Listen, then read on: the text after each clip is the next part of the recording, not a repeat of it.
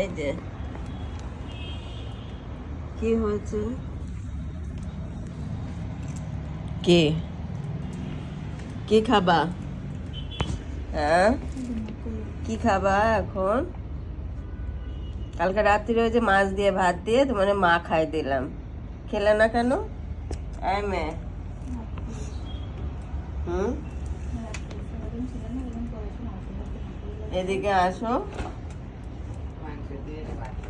হ্যাঁ, মাছ দিলাম না কালকে, মাছ দিয়ে ভাত মা খাই দিচ্ছি, খাওনি কেন?